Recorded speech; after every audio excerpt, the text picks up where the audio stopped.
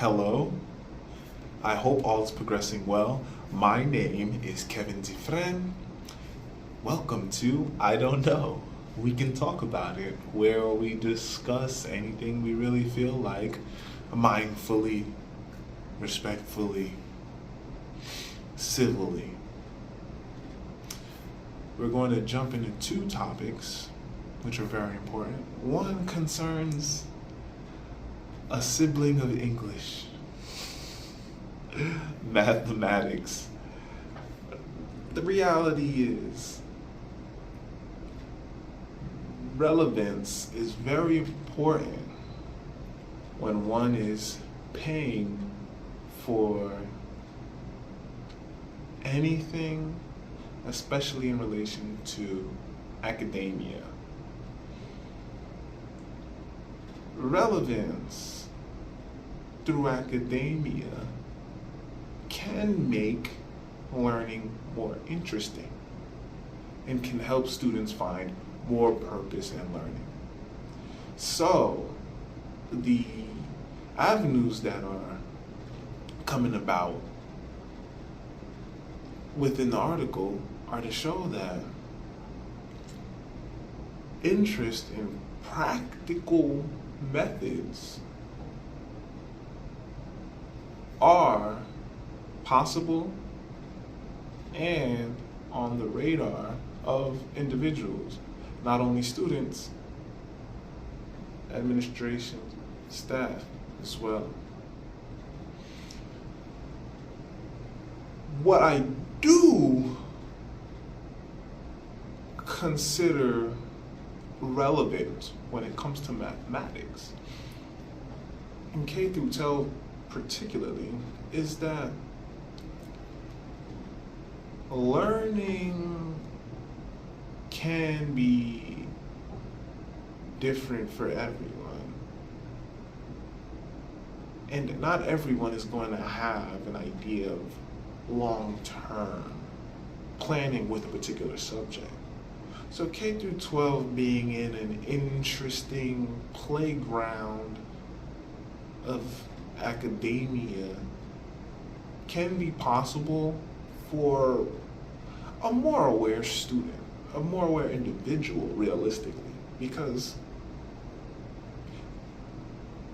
an individual discovering a different passion or interest in academia or through academia, in the real world, beyond academia, because academia is very much in the real world, is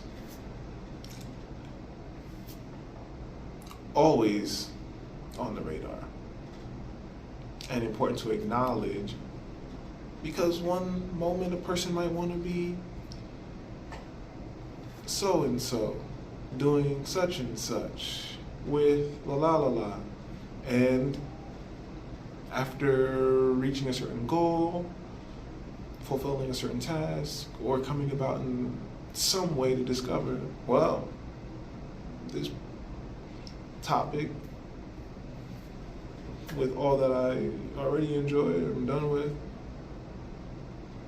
is no longer as relevant to me as the next. So, with these juggling possibilities, being a student especially, with so much available to one, I think mathematics, like any subject, will be varying for each individual. I think all subjects are relevant. And that falls in line with my creativity as well. So my understanding by choice is directing how I feel about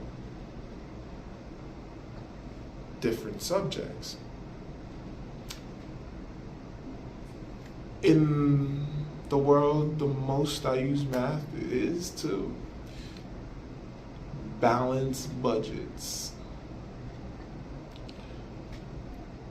I don't know of any methods that are really beyond an economic sense that require math, though philosophically and theoretically, arguably, English, math, physics all fall into an interesting realm, to say the least, which I think is beautiful.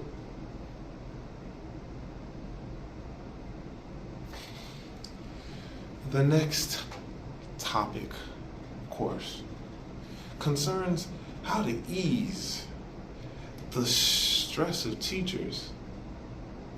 Now, I'm thinking the article is talking about teachers receiving a salary, which is perfect in respect to the teachers'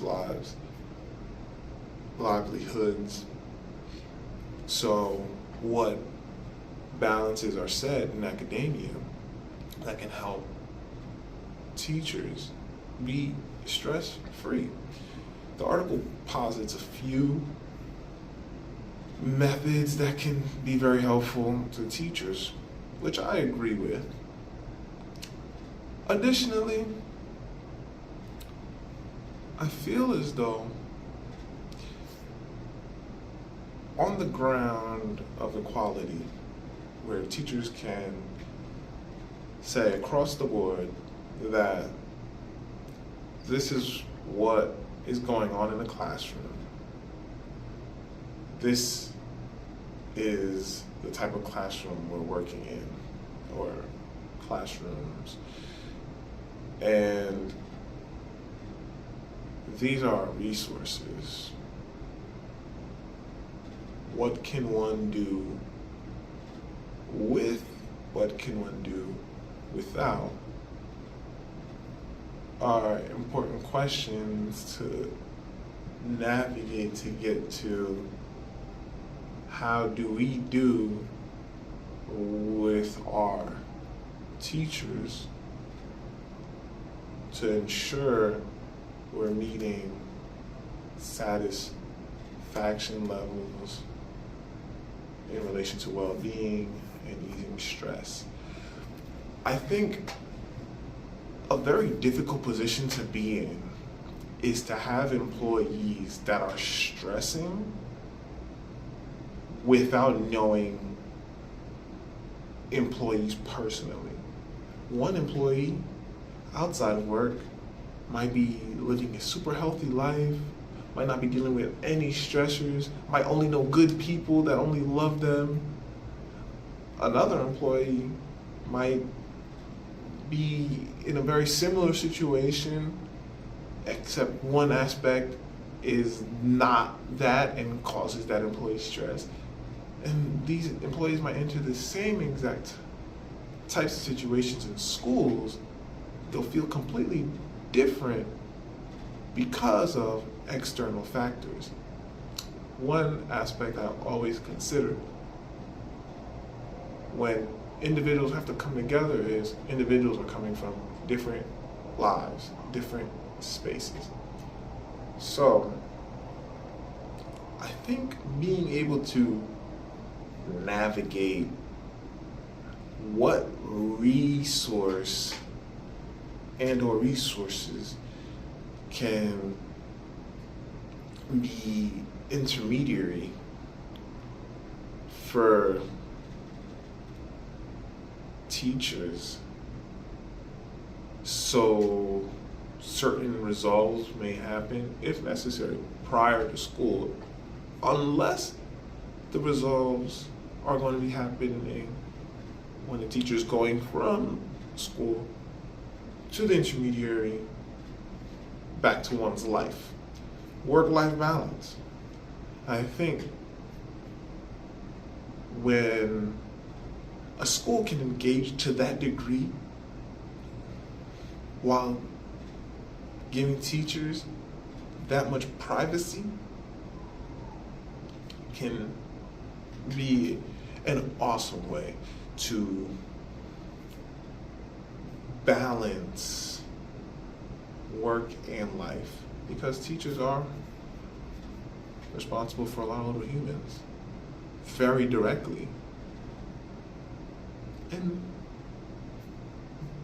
this really goes for any type of position in which one has to deal with individuals directly, especially in a classroom type setting, not simply in a customer service type setting where it's passing and going, when individuals are always present for a lot of a day, many hours.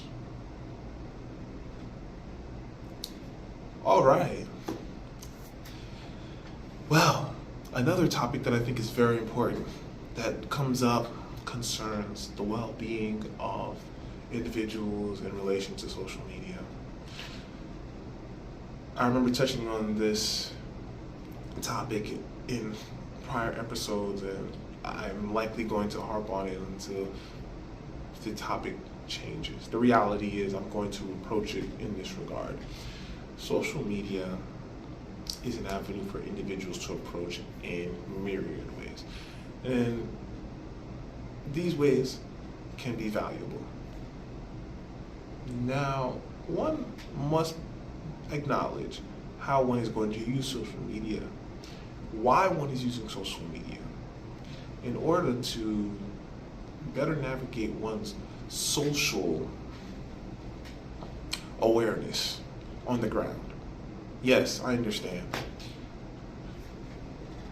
I can literally be friends with 3 people, 17 people that are in the same classroom with me. Though now there are levels of friendship. I mean, there are always levels, but now social media adds another social dynamic. Allergies. Another social dynamic. Wait a minute.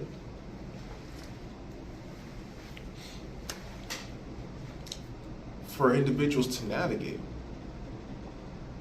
we're looking at 18 people in the classroom that all know each other. I know all 17 of them. 15 of them follow each other. 2 of them don't even have social media. They only hang out with people in person. 1 of them has social media, doesn't follow anybody, though likes to hang out with people in person, call on the phone, text them, has pretty much everyone's number in the classroom, doesn't talk to everyone equally, interests are different. And now the interest and the engagement is going to vary so much for the 3 individuals that really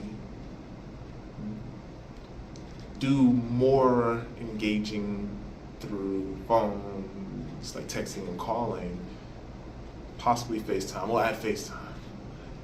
And the individuals that are on social media talking about posts, what's on the post. I'm not saying it's like this, I'm saying it's just a reality to consider. How does one balance all of the social engagement? Growing up, we really don't talk about followers and followings. We talk about groups in a sense that we are considering who is a part of what, like a bigger pictures. Whereas in social media, there are people that use certain social platforms, though these social platforms are open nings to just other social avenues, so to other social groups, though are on this other level of reality. Of course, we call it the cloud, so it's somehow like above us. Be mindful of the terms we use. I say we because as a society, these are the terms that are set for us to navigate and understand. Yes, a lot of people are very literal. A person might mention things going on in the cloud, and they're thinking that cloud above their head. With that, a lot comes with social media, which is why learning about the digital realm, the cloud, is important. Learning about social media, being fluent with individuals in person as well as online. Staying authentic, genuine, honest. Because whenever there is a distance, with communication particularly, for example, not everyone reads a text the same as one reads an email. Not everyone is going to be able to acknowledge the difference of voice, probably because of experience levels, personality, a mood in that day or moment, a lot to consider. So with that, I just want to touch base on the article very quickly to say that we as a society have a lot of avenues to engage publicly, in person, safely. And these avenues are going to be very, very valuable.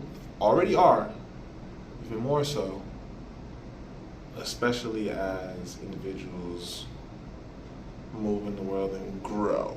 It's the growing part. When one is in a world outside of a community that's already set. Like if one goes to a church, one is in a community, one can grow in that community. If one is in a school, one can grow in that community. The difference is with school, one elevates, you graduate out of it, potentially, unless you start to work in the community. With a church, I mean, you grow into it, you can establish oneself and one's family about it. Community is very, very important. Why do you think I'm here with, I don't know, we can talk about it. I have a respect for the online realm, but I think it's important to be mindful and civil and respectful in discussing certain topics. So in this safe space, I think such is possible. And of course, expansions are only going to happen, developments are only going to continue to happen. So with that understanding, I don't want to be in the research too much on the side of we're looking at the situation of individuals that are struggling with certain emotions and certain personal situations, partly or largely, however the part is, due to social media.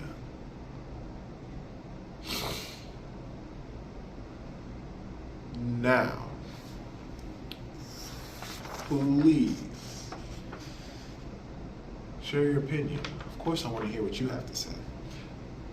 What I have here is a sheet of paper. We're going to make an origami house.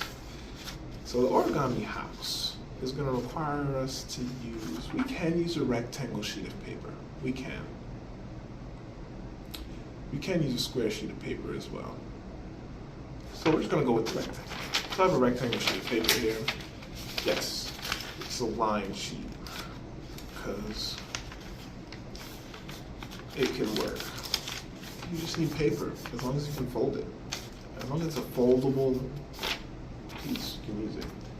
So here's what happens. We just fold it in half, long ways from the rectangle. What you can do also is fold it again in half, long ways. See? And after, you can just fold it inside. When I say fold inside, where you just fold in, just fold again, but only half of it. So one half you fold. Okay. And then the other half you fold in. So I'm just gonna fold it in, fold it in. So you can see right now, you're literally at 4 folds. So the next thing is to open it up. We're gonna make a little house piece, right? So this thing, so once we open it, I'm just gonna take it here, and I'm just gonna open it right here. Boom. Open it, and I'm just gonna flatten it. So this way I'm gonna get like a little triangle. Okay? See that? So now I just opened it and flattened the square I just folded, well, that little rectangle I folded in. So you see this one I just folded in. I'm just gonna take it to make a little space here, put my finger right in here. I'm just gonna pull it down and boom, right there. And then I'm just gonna align the triangle center with the line behind it. So I can have a straight triangle, an even rooftop. Okay, I want an even rooftop. Here we go. Boom. So now this is one way. You can actually leave it like this if you like. You can just kind of separate it, and boom, you have kind of like a mini like front house. It looks different. So like 2 houses right here. You see, you have a neighbor, and you can just decorate it if you like. The other thing though is if you want like a mansion, is you can open it right here. So I'm just folding back. So I'm taking this other half of this recent fold and just folding it back, right? And then I just open it up right here. And voila. So then this is the house portion. So you see the top of the house and then the front of the house. And the whole idea is to decorate the house. If you have paper that you can show your decorations on visibly, then that is perfect. And so voila, this is the house. We just made an origami house. So you can think of it this way. You can think of it back-to-back houses if you like. It just depends on how you really look at it. And well, it can get real intricate from here. You might need a little more tools, like scissors and whatnot, to make a 3D origami house. All very possible, of course. This is just a very nice little origami house, and you know, decoration. All right. So next thing, we have to talk about some films. I watched 3 films. Yes, I'm putting 3 films in here because I watched 3 films recently and I quite enjoyed them. I'm going to bring up Renfield. Renfield is a horror dramedy. It's about a vampire, Dracula, that has an assistant. So the story is through the eyes of the assistant narrator. And, well, a lot happens. They're on the run. Can you believe it? Dracula's on the run. I really don't know how Dracula gets away with what Dracula gets away with in this film, though we'll just say it's a movie and leave it at that. I think the film has a lot of interesting action scenes. If you're one into gore, lots of blood, this film will give you all of that gore, like to a wild extreme. And I think the story is alright. Low-key gets Sin City vibes in the beginning, though the film doesn't feel as noir as Sin City. It feels very action, full, aggressive.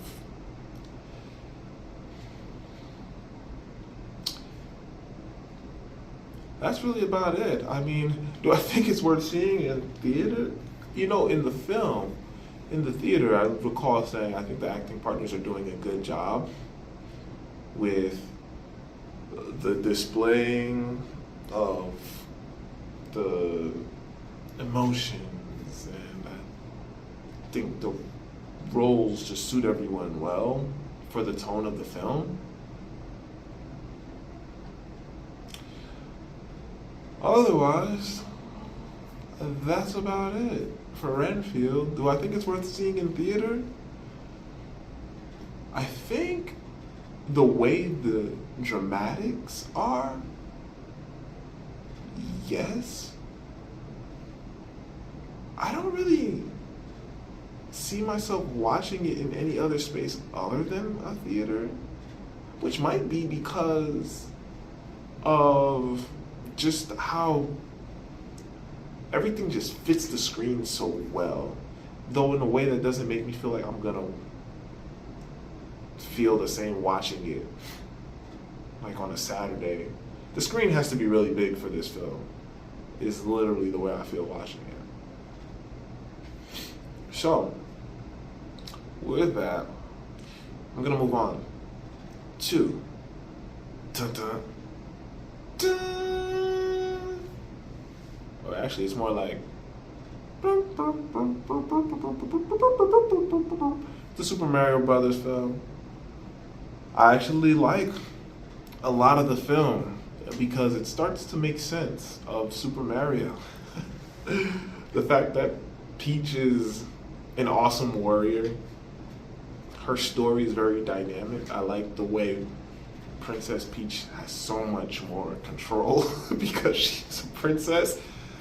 The idea of Mario and Luigi as saviors, it falls into the story, of course. We're still looking at the Mario Brothers, though we're also looking at the different dynamics at play of character development, which I think is cool. We get very nostalgic senses of playing the games through the visuals resonating with the game. Not just one Mario, the history of Mario games. We have different characters in relation to Mario. We have the Kongs. You know, a huge highlight, that battle though. Very, very tricky. I think a lot of people might resonate with Donkey Kong. I think something's a little off about that battle. Though, it's just a way to highlight more nostalgic elements of Mario games, as well as add new flavor to Mario culture. So, I like the story. I think the film is funny. The film does offer some real life perspectives though, because it's grounding itself in more sensible elements. Like I said, we have Peach's backstory. We have the Mario Brothers as plumbers. I have no idea if it relates to the original film at all. I'm just talking in relation to the game, and that's his. I like the film. I think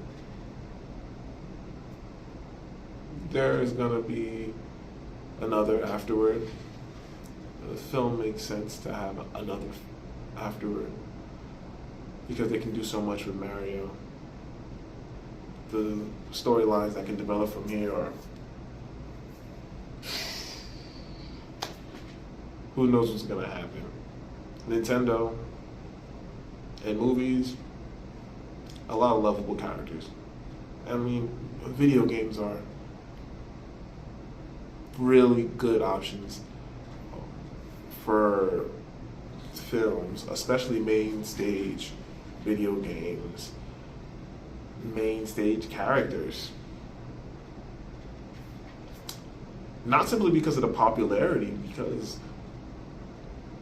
a lot of different stories can happen through these characters. And I'm going to touch base on the plumber scenario. You have the plumber in New York struggling, his two brothers, even with advertising. Then you have these plumbers that go where pipes are. They're very relevant. So that's interesting because they accomplish one big job in a sense. Though the job gets bigger. A lot to speculate. Do I think the film was worth watching in theaters? Yes, I think the film was worth watching in theaters. I think the film is going to be good on any screen. That's just the nature of Nintendo right now. Well, forever. Most likely. Alright, I'll speak for what I know. As far as I know Nintendo, I like the content. The relation to anything on the screen at home is just classic Nintendo. I'm familiar with it. If I see it on the screen, I'm like, wow. Nintendo. Makes sense on any screen. Video games are so fun. The next film, The Pope's Exorcist. Nah, don't have any fear. I like the film. I'm not going to compare any of the films to each other, though I really do like The Pope's Exorcist. I think the acting partners fulfill the film very well. I think the film is worth watching on screen, and I think it's worth watching when it's out of theaters. I think The Pope's Exorcist offers the Vatican and Catholic culture a huge avenue. I get that angels and demons, other stories of the like may exist. What really connects the Pope's Exorcist to a huge picture is the way the storytelling is, one, and what they connect the storytelling to. So we're probably not, if you're into the realm of spiritual stories, we're probably not unfamiliar, for example, with Constantine, of the concept of a detective spiritual person. The huge reality is the Vatican does hold a lot of information. There are a lot of stories. They're actually there, being the production team, the writers, are pulling from actual texts. So we're looking at this potential of video games, of films. The books are already present, though some might add more books. The film is that interesting. Of course, when I come to the end of the film, I'm like, wow, it's actually good. I'm not even a fan of films of this sort. The film does a good job of keeping it horror, keeping it scary, though the videography is so good that I think one can appreciate the film as art, as creativity, while still valuing the story. And I think in part, dialogue contributes to that greatly. I really do actually like The Pope's Exorcist. And I am not one that will jump to see a horror film first. I literally am like, oh, I don't find this to be scary. I'm experiencing some moments of like, whoa, though I'm like, the storytelling is on point, and I can actually see this evolving into a multiplayer game. I'm so serious about telling you. In theater, I'm like, I can see a bunch of people just trying to level up popes, like level up as popes in different fields of whatever the Vatican has popes doing. People trying to be cardinal, people trying to be the pope, whatever the Vatican has people trying to do as priests. So there are so many layers, so many levels, so many stories. 200 demons? Do you know what these folks are bringing to the table right now, especially with that kind of information in this day and age? It's really good to me. I think a lot can happen with it that can be very interesting as well, in a way that really rounds the world to bring people into the lore, into the books, into the culture of the Vatican, of Catholicism, differently. Not saying everyone's going to want to be religious or convert, though I think a different light, a different interest can happen, because this is not about making anything perfect. There are layers to this film to uncover that the Catholic Church is not perfect. Boom. That's like right off the bat. Boom, it's not perfect. People are not perfect. We try our best. We work together. We ask for forgiveness. Live good. Absolve ourselves from our sins. Do the self-work. You have to do the self-work. Heal. Unite. Fight evil. A lot of evil exists. We need more priests in this MMORPG that doesn't exist yet.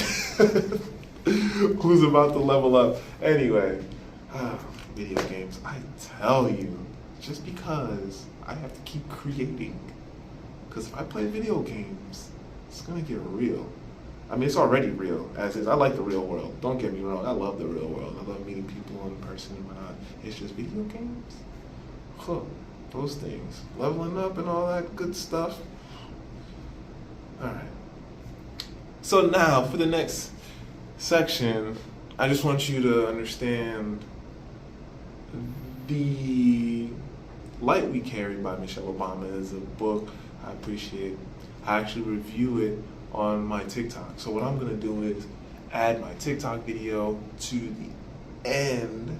So the next portion, we're at the end realistically, so that you can end with that note.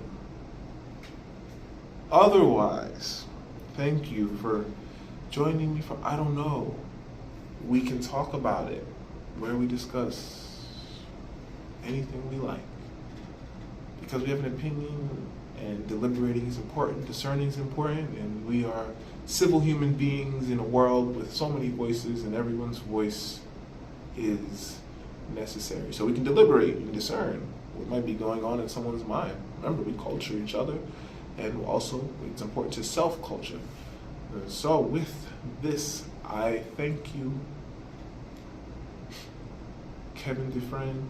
Onward and upward. I hope you enjoy the review about The Light We Carry by Michelle Obama.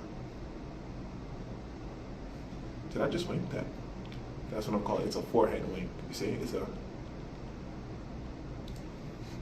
Hello, I hope all is progressing well. My name is Kevin Dufresne. Of course, Pieters is working in tandem with I Don't Know, We Can Talk About It.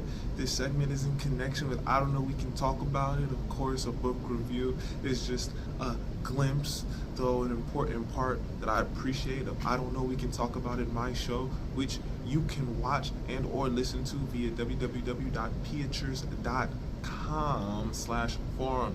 So, the book review today is by Michelle Obama, The Light We Carry.